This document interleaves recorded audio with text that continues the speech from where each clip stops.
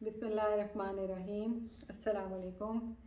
उम्मीद है आप सब लोग खैरियत से होंगे। अच्छा, आज जो मैं आपसे बात करूँगी ये मेरे हिसाब में बहुत एक इम्पॉर्टेंट टॉपिक है। इम्पॉर्टेंट इसलिए है कि पेरेंट्स डॉक्टर के पास जाते हैं, अपना मसला बहुत तफसील से बताते हैं, डॉक्टर भी सुन ली बात, सब कुछ हुआ, फिर डॉक्टर ने अपना प्रिस्क्रिप्शन लिख दिया, दवाई लिख दी, सब कुछ कर दिया और पेरेंट्स बहुत सेटिस्फाइड उठ के चले गए कि डॉक्टर ने बहुत अच्छे से देखा, दवा भी लिख दी और ये नहीं पूछा कि देनी कैसे है, क्या है, जो उसके ऊपर टर्मिनोलॉजीज लिखी हैं वो समझ आ रही हैं कि नहीं। नतीजा क्या हुआ कि जो दवा डॉक्टर ने लिखी है कि दिन में 3 दफ़ा देनी है, वो दिन में 1 दफ़ा दे रहे होते हैं। सो बहुत इम्पॉर्टेंट है कि आप प्रिस्क्रिप्शन को रीड कैसे करेंगे, क्योंकि हमारे मुल्क में अनफॉर्चुनेटली वो वाला फार्मेसी सिस्टम बहुत वेल डेवलप नहीं है। तो वो detail of how to take the medicine वो आपको जब तक आप खुद समझेंगे नहीं, आपको शायद मिलेगी नहीं। तो इसके लिए मैंने यही सोचा कि मैं अक्सर अपने पेशेंट से पूछती हूँ कि अच्छा ये मैंने दवा लिखी, आपने कभी कभी फीडबैक लेने के लिए कि कितनी दफ़ा आपने दी, और वही होता है, जो दवा 3 दफ़ा देने के लिए लिखी है वो या वो 2 दफ़ा दे रहे होते हैं, या जो रात को देनी है वो दिन में दे रहे हैं। क्योंकि ये जो टर्मिनोलॉजीज इसमें लिखी हुई होती हैं ये एब्रीविएशंस में हैं, किसी और लैंग्वेज के वर्ड्स हैं जिसकी एब्रीविएशन लिख दी जाती है, क्योंकि वो पूरे पूरे तो लिखे नहीं जाते। तो वो एब्रीविएशंस ज़ाहिर है जो डॉक्टर लिख रहा है उसको बहुत क्लियर है, उसको पता है कि ये दवा 3 दफ़ा देनी है, वो TDS लिख देगा। लेकिन आपको नहीं पता और आपने पूछा भी नहीं। कोई कोई है जो लिख देंगे, 8 आवली भी लिख देंगे, उससे अक्सर लोगों को समझ आ भी जाती है, लेकिन बहुत से लोगों को नहीं समझ आती। तो मेरा आज जहन यही बन रहा था कि थोड़ा सा प्रिस्क्रिप्शन को आपने किस तरह रीड करना है, उसको किस तरह इंटरप्रेट करना है, ताकि आप अपने बच्चे को दवा ठीक तरीके से दें। नतीजा इस सारी कन्फ्यूजन का ये होता है कि आपका बच्चा दवा ठीक से ले नहीं रहा होता, और फिर अक्सर पेरेंट्स को शिकायत होती है कि जी मैं तो बाकायदगी से दवाई दे रही हूँ, लेकिन उसको, मेरे बच्चे को कोई फ़र्क नहीं पड़ रहा। अच्छा, अब जब आप प्रिस्क्रिप्शन जो होती है उसमें कुछ चीज़ें होती हैं बहुत इम्पॉर्टेंट है, जिसमें बच्चे का नाम है, आइडेंटिफिकेशन नाम के साथ है। कई दफ़ा 2 से ज़्यादा बच्चे आपने दिखा दिए होते हैं, 1 से ज़्यादा दिखा दिया होता है, तो कई बच्चों की प्रिस्क्रिप्शन में कोई कन्फ्यूजन हो जाए। So you should be very clear कि जी इस बच्चे के नाम से ये बीमारी और ये दवा लिखी गई। उसके बाद जो दूसरी जो इम्पॉर्टेंट चीज़ है वो बच्चे की एज है, क्योंकि कुछ दवाइयाँ ऐसी हैं जो कि बहुत छोटे बच्चों में आपने नहीं देनी है, उनके हार्मफुल इफ़ेक्ट्स होते हैं। भले आप वो दवा का नहीं ऊपर लिखा हुआ भी होगा कि ये इतने छोटे बच्चों को नहीं दी जानी है, लेकिन चूँकि डॉक्टर ने लिख दिया है तो फिर माँ बाप बेफिक्र होकर दे देते हैं। पर आपको खुद भी थोड़ी सी इन चीज़ों की एहतियात करने की ज़रूरत होती है। फिर एक और जो बहुत इम्पॉर्टेंट चीज़ होती है वो बच्चे का वज़न है। ये क्यों इम्पॉर्टेंट होती है? इसलिए कि बच्चों में दवा बड़ों की तरह नहीं दी जाती जी कि एक गोली सुबह दोपहर शाम। बच्चों में दवा, और स्पेशली एंटीबायोटिक्स, उसके अलावा कुछ दर्द की मेडिसिन, बाकी और भी दवाइयाँ, वो बच्चे की उम्र और वज़न के हिसाब से, स्पेशली बच्चे के वज़न के हिसाब से कैलकुलेट की जाती है। अच्छा जी, इतने मिलीग्राम पर किलोग्राम, जैसे 10 किलो का बच्चा है और अगर वो जो आपने दवा देनी है वो उसकी डोज फॉर एग्ज़ाम्पल 10 मिलीग्राम पर किलोग्राम है, तो और आपके बच्चे का वज़न 10 किलोग्राम है, तो उसकी दवा की डोज कितनी बनेगी? 100 मिलीग्राम। तो ये इम्पोर्टेंस होती है। और अगर आपने वज़न के हिसाब नहीं दिया, अंदाज़न लिख दिया, तो या उसका नतीजा क्या निकलेगा कि या बच्चे को दवा जो है वो ज़्यादा मिल रही होगी या कम मिल रही होगी। हो सकता है बहुत अच्छा गेस हो डॉक्टर का, तो उसको दवा ठीक भी मिल रही हो, उसके वज़न के हिसाब से ही मिल रही हो, लेकिन गैस वर्क पे नहीं चलना चाहिए। वज़न कराएं और उसके हिसाब से आपने अपने बच्चे को मेडिसिन देनी है। अब आपको मैं ये चंद एक टर्मिनोलॉजीज इस्तेमाल होती हैं उनके बारे में बता देती हूँ, ताकि आपको याद रहे कि अच्छा ये अगर लिखा हुआ है तो इसका क्या मतलब है। कई दफ़ा लिखते हैं डॉक्टर PO। PO का मतलब होता है पर ओरल, यानी मुंह से लेनी है, ठीक। कहीं फिर होता है PR, वो होता है पर रेक्टम। ये यूजुअली एक दवाई की शक्ल, एक फॉर्म होती है जिसको स्पॉजिटरीज कहते हैं। ये अक्सर बुखार की दवा और कोई बच्चे जिनको ये झटके वगैरह लगने का मसला होता है, स्पेशली बुखार के साथ जो झटके लगते हैं, उसमें वो स्पॉजिटरीज होती हैं जो कि आप एनल रूट के थ्रू अंदर इंसर्ट करते हैं और वहाँ से दवा बड़ी जल्दी एब्जॉर्ब हो जाती है। सो पर ओरल का मतलब है आपने वो खानी है, मुंह के ज़रिए लेनी है। पर रेक्टम का मतलब होता है कि वो स्पॉजिटरी फॉर्म में होगी और वो नीचे से अंदर रखी जाएगी। तो ये कन्फ्यूजन नहीं होना चाहिए कि दवा ये जो पर ओरल का मतलब क्या है, अब PR का मतलब क्या है, ये आपको बिल्कुल क्लियर होना चाहिए। फिर कोई दवा लिखी जाती है जो दिन में एक दफ़ा देनी होती है, उसके लिए लिखते हैं OD, once a day. O is once, D once a day, ठीक। फिर कुछ डॉक्टर्स, हर एक की अपनी डॉक्टर की आदत होती है, जैसे जो दवा दिन में 2 दफ़ा देनी है, सुबह शाम देनी है, तो उसके लिए लिखते हैं BD। BD का या BD लिखते हैं या BID लिखते हैं या 12 वाले लिखते हैं। तीनों का मतलब ये है कि दवा दिन में 2 दफ़ा देनी है, सुबह शाम दें।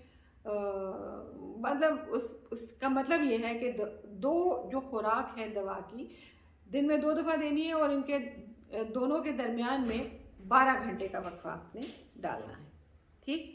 इसी तरह अब TDS, TID या 8 आर्ली, इसका मतलब ये है कि हर सक्सेसिव खुराक के दरमियान में 8 घंटे का वक्फा होगा। TDS means thrice a day आप कह लें, ठीक। तो ये दिन में 3 दफ़ा देंगे। इसी तरह QID या 6 आर्ली, ये दवाई जो है ये दिन में 4 दफ़ा देनी है हर 6 घंटे के वक्फे से। सो 12 घंटे के वक्फे से हो सकती है तो वो BD होगी, 8 घंटे के वक्फे से है तो वो TDS होगी, और 6 घंटे के वक्फे से है तो वो QID होगी, ठीक है। तो जो, और ये इस तरह लिखने का मकसद क्या होता है, कुछ दवाइयाँ ऐसी हैं जिनका कि असर ही इतना लंबा होता है कि वो दिन में एक ही दफ़ा देने की ज़रूरत होती है, आपको बार बार नहीं देनी है। क्या क्या देनी है तो वो फिर डॉक्टर आपको समझाएगा कि कैसे देनी है। तो ये जो इनकी डिस्ट्रीब्यूशन होती है वो इस तरह से ये दी जाती है ताकि जो ड्रग का इफ़ेक्टिव लेवल है खून में अपना असर दिखाने के लिए, वो अगर आप प्रॉपर वक्फे से नहीं देंगे तो वो दवा जो है वो फिर अपना असर ठीक से नहीं दिखाएगी। फिर एक टर्म लिखी जाती है जिसको HS कहते हैं। HS अगर कहीं लिखा है तो इसका मतलब है कि ये दवाई जो है ये रात के वक्त देनी है, सोते वक्त देनी है या रात के वक्त इस्तेमाल करनी है, ठीक है। फिर कभी कभी टर्म एक लिखी हुई होती है जो दवाई के हिसाब से, ये यूजुअली क्रीम्स और ऑइंटमेंट्स वगैरह के साथ होती है, LA मीन्स लोकल एप्लीकेशन। तो अगर लिखा है तो जिस जगह पे मसला है वहाँ पे वो दवा मलनी है, ठीक है। तो ये तो हो गया कि आपने उसको, जो दवाई आपको प्रिस्क्राइब की गई है उसकी इंटरप्रिटेशन किस तरह करनी है, क्योंकि याद रखिए अगर आपने मेडिसिन जिस हिसाब से डॉक्टर ने आपको एडवाइस किया है, अगर आप अपने बच्चे को दवाई उस तरह से नहीं देंगे तो जो उसका जो रिक्वायर्ड इफ़ेक्ट है वो होगा ही नहीं, और उसका नतीजा क्या निकलेगा कि या तो आपका बच्चा ठीक नहीं होगा, आपको परेशानी होगी, और फिर आप डॉक्टर के पास पहुंचेंगे और अगर वो भी मसरूफ़ है, उन्होंने पूछा नहीं कि जी आपने दवाई उस हिसाब से दी जैसे मैंने लिखी थी कि नहीं, तो you will end up having another prescription and another antibiotic और some other medicine। मतलब कहने का ये है कि बहुत ज़रूरी है कि आप प्रिस्क्रिप्शन को ठीक से रीड करें। अच्छा, फिर अब दवाइयाँ किस किस्म की फॉर्म में आती हैं। सिरप्स होते हैं, सिरप्स वो होते हैं जो कि ऑलरेडी प्री फॉर्म्ड होते हैं, उसमें आपने कोई पानी नहीं मिलाना, कुछ नहीं करना, वो ऑलरेडी आप उसको बस सिर्फ पिलाने से पहले हल्का सा शेक कर लें, उसकी भी कोई ख़ास ज़रूरत नहीं होती है। फिर सस्पेंशंस होती हैं। सस्पेंशंस वो होती हैं जिसमें कि आप पानी डाल के दवा को रिकॉन्स्टिट्यूट करते हैं, बनाते हैं आप उसको। उसमें उसके ऊपर लिखा हुआ होता है कि कितनी आपने कितना पानी डालना है, उसको कैसे शेक करना है। ये जो शेक करने वाली बात है ये बहुत इंपॉर्टेंट है, क्योंकि अब कुछ एंटीबायोटिक्स बच्चों की इस किस्म की आती हैं, स्पेशली मैं आपको नाम से बता देती हूँ, जैसे ये क्लैरिसिड, एजोमैक्स, वो थोड़ी दानेदार होती है। तो ये वो दवा होती है कि अब जाहिर है बच्चे तो दवाई लेते हुए तंग करते हैं, और अक्सर दवाइयाँ इनमें से कड़वी भी होती हैं, टेस्ट कोई बहुत अच्छे नहीं होते, कोई बहुत ऐसे नहीं होते कि बच्चे बहुत शौक से पी लेंगे। और ये वाली दवाइयाँ जानते कैसी हैं, जिनका स्पेशली मैंने नाम लिया, क्लैरिसिड, एजोमैक्स वगैरह, इनको अगर आप बहुत ज़ोर से शेक करेंगे कि हाँ जी वो ग्रेन्यूल्स उसके ठीक हो जाएं, तो क्या होता है कि वो ग्रेन्यूल्स टूट के वो दवा को बहुत ज़्यादा बिटर कर देते हैं, बहुत कड़वी हो जाती है वो। तो फिर तो आप एड़ी चोटी का जोर लगा लें, आपका बच्चा वो दवाई नहीं पिएगा। तो ये दो दवाइयाँ ख़ासतौर पे ऐसी हैं कि जिनको आपने बहुत जेंटली मिक्स करके बनाना है। बाकियों को भी कोई बहुत ज़्यादा उनके साथ कुश्ती करने की ज़रूरत नहीं है, आराम से जेंटली मिक्स करें कि वो एक अच्छा यूनिफॉर्म सा सस्पेंशन बन जाए। और इन दो दवाइयों में यूनिफॉर्म सस्पेंशन नहीं बनेगा, वो ग्रैनुलर ही होगा, लेकिन उसको बहुत ज़ोर से शेक नहीं करना, क्योंकि ग्रैन्यूल्स अगर टूट गए तो फिर वो दवा इस्तेमाल के काबिल नहीं रहेगी। फिर कुछ दवाइयाँ साशेज़ के फॉर्म में आती हैं।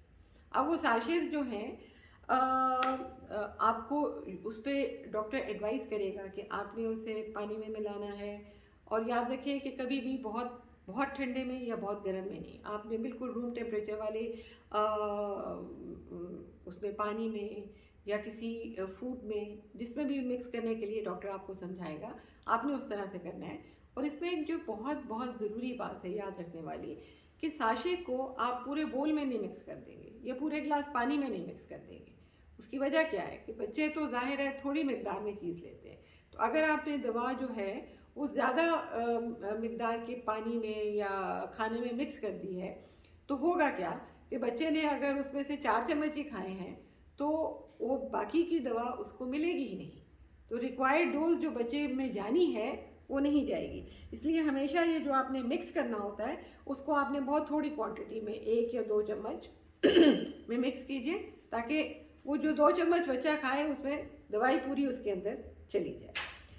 अभी थोड़ी देर पहले मैंने जिक्र किया था स्पॉजिटरीज का। ये जब भी आपने पर रेक्टम दवाई देनी है वो स्पॉजिटरी फॉर्म में होती है। उसको बनाया ही ऐसा जाता है कि वो जब आप इंसर्ट करते हैं हिप्स को थोड़ा सा प्रेस कर लें, वरना बच्चे जोर लगा के फ़ौरन बाहर निकाल देंगे।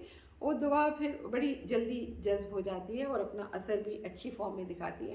ये ख़ास तौर पे फ़ायदा देती है जहाँ बच्चे मुंह से दवा लेने में तंग करते हैं या उल्टी कर देते हैं, तो उस सूरत में ये एक बहुत अच्छा रूट है जिसके ज़रिए आप एडमिनिस्टर कर सकते हैं। अच्छा, फिर इंजेक्शन्स की भी कुछ एडमिनिस्टर करने के रास्ते होते हैं। उनकी टर्मिनोलॉजीज़ जो इस्तेमाल होती हैं उसमें एक है आईवी। आईवी का मतलब होता है कि नस के अंदर, वेन के अंदर देना है। फिर एक होता है आईएम। आईएम का मतलब होता है मस्कुलर, इंट्रामस्कुलर, यानी मांस में लगाना है। अब इसमें जो बड़े बच्चे हैं उसमें सेफ है कि यहाँ बाजू में ऊपर टेल्टॉइड में लगाएं, और जो छोटे बच्चे हैं जो तंग करते हैं उनमें ये थाई पे, थाई का जो एंट्रोलेटरल, जो बाहर की साइड का एस्पेक्ट है, ये सबसे सेफ जगह है बच्चे में इंजेक्शन लगाने के लिए।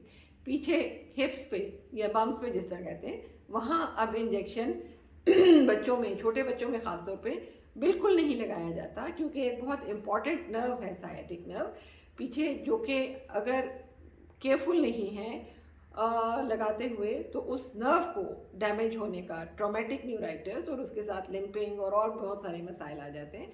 तो आपने अपने बच्चे को पीछे हिप्स पे, बम्स पे इंट्रामस्कुलर इंजेक्शन नहीं लगवाना। टांग पे अगर लगवाना है तो लेटरल एस्पेक्ट ऑफ थाई पे लगवाना है। ये बहुत इंपॉर्टेंट बात है, इसको ज़रूर याद रखिएगा। फिर एक होता है सबक्यू, सबकुटेनियस, स्किन के नीचे, ठीक है। ये इंसुलिन वगैरह है, कुछ वैक्सीन्स हैं जो कि इस रूट से दिए जाते हैं। और एक और होता है इंट्राडर्मल, वो उसकी थोड़ी सी ही एप्लीकेशन है, उसके आप तफसील में आपको जाने की ज़रूरत नहीं। अच्छा, फिर एक और जो इम्पोर्टेंट बात है वो ये कि हमारे यहाँ जो दवा लिखी जाती है, जैसे 1 TSF 8 डाली। अब TSF का मतलब है टी स्पूनफुल। टी स्पूनफुल जब भी लिखा जाता है तो यूजुअली डॉक्टर के जहन में होता है कि 5 ml दवाई देनी। अक्सर तो दवाइयों के साथ उनके स्पून्स आ जाते हैं जिसमें कि प्रॉपर 5 ml का मेजर होगा। लेकिन अगर वो नहीं है तो फिर क्या होता है कि घर में जो भी टी स्पून मिलेगा उससे देगा। अब अगर आप अपने घर में 3-4 टी स्पून को लें उनमें पानी डाल के उनको सिरिंज से नाप के देखें तो हर एक का फ़र्क आएगा। कोई 2 ml है तो कोई 2.5 ml है तो 3.5 ml है। पूरा 5 ml तो शायद कोई भी टी स्पून नहीं होता। तो इसलिए बहुत बेहतर ये है कि अब कैलिब्रेटेड ड्रॉपर्स मिलते हैं जिसमें कि, या अगर वो नहीं मिल रहा है तो आप सिरिंज ले लीजिए, उसकी आगे से नीडल को वेस्ट कर दें और सिरिंज से नाप के, ताकि आपके बच्चे को पूरी जो सही मिकदार क्वांटिटी, जो सही क्वांटिटी है दवाई की, आपके बच्चे को वो दी जा सके। तो ये जो है इसका आपने ज़रूर ध्यान रखना है कि आपके बच्चे को डोज पूरी दो। और टेबल स्पून फुल यूजुअली तकरीबन 7.5 ml। लेकिन अगर आप अच्छी बात है कि आप डॉक्टर से कहें कि जी आप मिलीलीटर्स में दवाई मुझे लिख के दें, mls में लिख दें। मेरे बहुत से पेशेंट्स हैं वो कहते हैं जी ml में दवाई लिख के दें, और वो मुझे भी बहुत अच्छा लगता है। ये इसका मतलब है कि ये पेरेंट्स कॉन्शियस हैं कि उन्होंने अपने बच्चे को दवाई किस मिकदार में देनी है, और वो बच्चे यूजुअली ठीक भी जल्दी होते हैं जहाँ पेरेंट्स केयरफुल होते हैं कि दवाई की मिकदार हमने सही नाप के देनी है।